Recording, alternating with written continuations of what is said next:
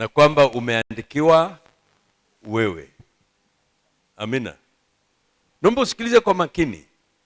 Na ukusihi tena, usiwe umekuja kanisani kwa ajili ya kujionyesha au kwa ajili ya kuangalia watu wengine. Please, tafadhali. Roho yako ni ya maana na ndiyo tunayoishughulikia. Hatujaja hapa kushughulikia mwili wako, tunaishughulikia roho yako. Amina. Soma sura ya 2 yote.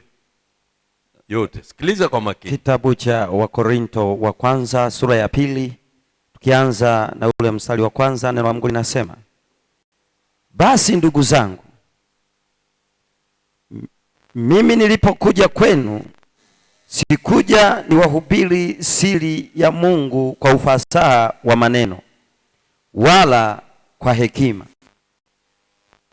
maana naliazimu nisijue neno lolote kwenu ila Yesu Kristo, naye amesulubiwa.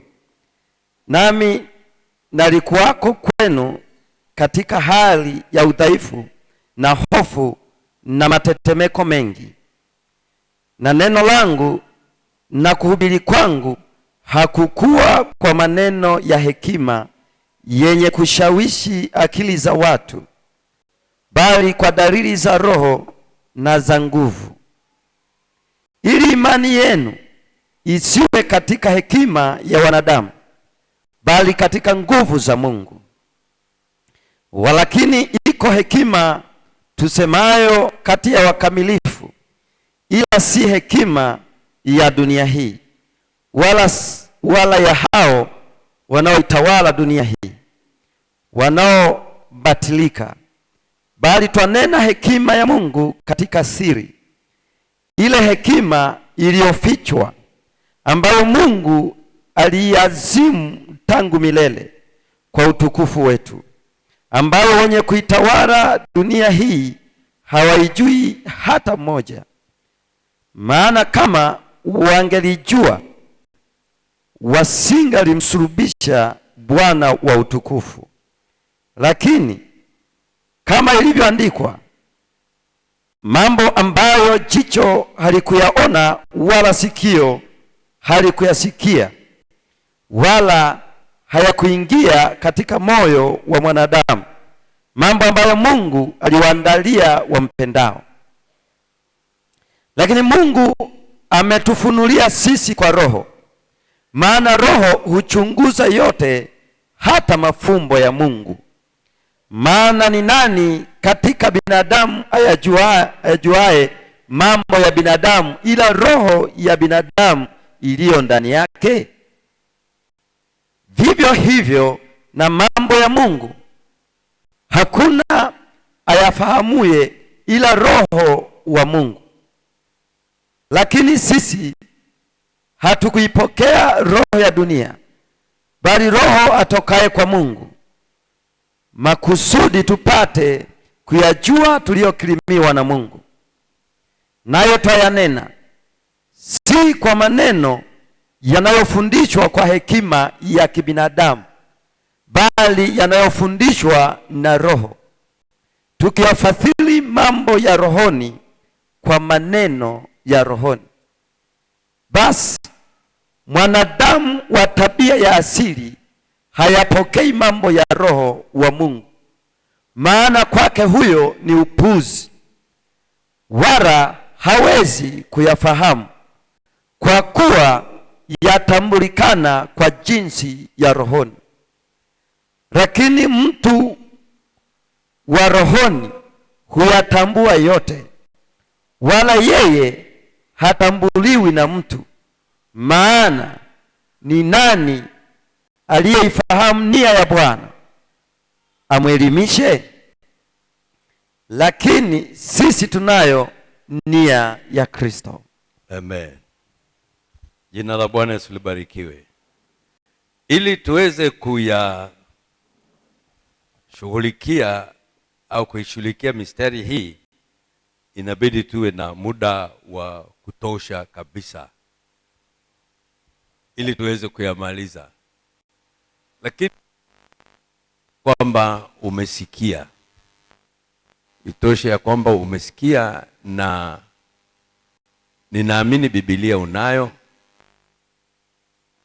Kila mara nimekuwa nikikushawishi ni bora ukose hata simu, ukose kwenda saluni, ukose na vitu vingine, lakini ununue Biblia. Na nitaendelea kukusisitiza kununua Biblia ili usome mwenyewe, uelewe kinachosemwa hapo. Kwenye kitabu cha Wakorintho sura ya kwanza ameanza kushughulikia habari ya hekima ya Kristo, hekima ya Mungu, na akaeleza jinsi ambavyo watu ambao wako nje ya Kristo, na hii ilikuwa tatizo la Wayunani na Wakorinto, walihesabu kuwa msalaba, neno la msalaba kwao ni upuuzi, yaani ni kitu cha hovyo. Hii roho haijafa, bado inaendelea, inafanya kazi. Na hata siku za leo ukizungumza na wanadamu, hata kama mko kanisani wote, lakini wanafika mahali ambapo wanaona kana kwamba yani haitawezekana, yani kutumainia msalaba tu, msalaba, kwamba mtu katundikwa pale msalabani alafu upate ukombozi. Yani hawaamini sana kwamba iko nguvu ya Mungu, iko nguvu ya uungu ambayo inaweza ikabadilisha, ambayo inaweza ikakubeba, ambayo inaweza kusaidia. Hii spirit, hii roho ya kupuuza watu waliosoma, leo na utaalamu wa aina fulani, wanakuambia. Mimi nimehudhuria hata baadhi ya vikao vingine. Kwa siku moja tulikuwa wilayani pale, wakoa wanazungumzia habari ya kansa, na wakawa na shitumu makanisa kwamba wanasema kwamba wao wanaweza wakaomba kansa ikapona, wakatusema pale, lakini wakataka tutegemee sana utaalamu peke yake.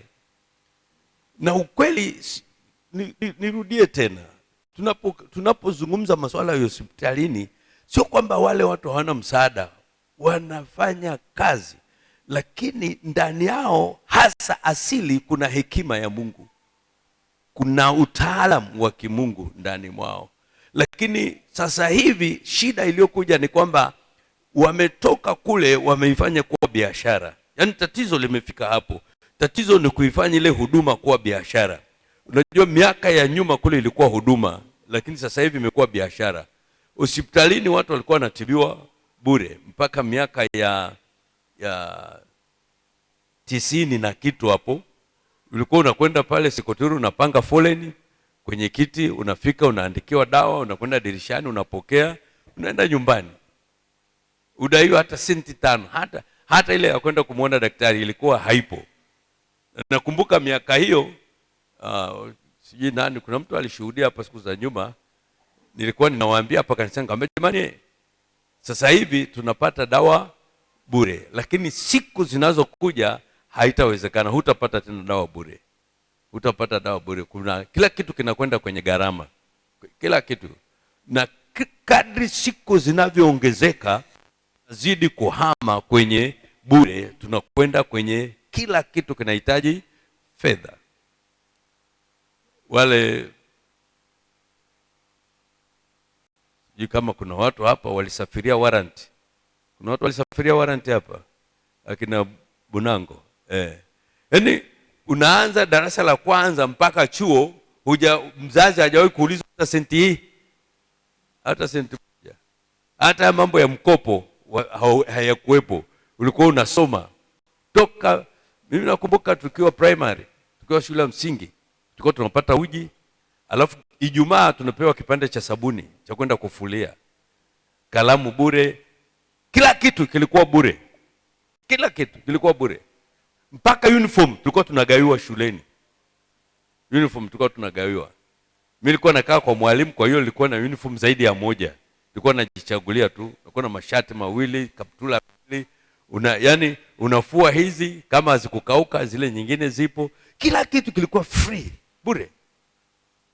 Wale waliokuwa wanakwenda hapa secondary hapa kwa primary, sio tulikuwa nini zile unakwenda kule unalala boarding bure, kila kitu unapata bure. Lakini leo hamna hivyo vitu, kila kitu lazima ulipie kwa gharama zako. Kwa hiyo tunatoka huko. Kwa hiyo sasa, kwa lugha nyingine, vilipofungwa bure, ilipofungwa huku, tulitakiwa tuende huku kwenye imani. Hautaki kusema amina? Tulitakiwa tuende kwenye nini? Huku kwenye imani bado kuna bure. Haleluya. Huku kwenye imani kuna nini? Lakini inakugharimu kuingia rohoni. Huwezi kuipata bure kwenye mwili, lazima uipate bure rohoni. Haleluya. Uipate bure wapi? Rohoni. Kwa hiyo lazima uhame katika mwili uingie katika ulimwengu wa roho. Na hapa ndipo palipo na kazi, mtu kukubali, kuamini kwamba anaweza akapata kila kitu kwa Mungu bure. Lakini sisi lazima tuamini maandiko. Tusiwe kama hao wa Korinto na Wayunani ambao walikuwa wanasema neno la msalaba ni upuzi. Sisi tukubali neno la msalaba ni faida, lina nguvu, lina uwezo.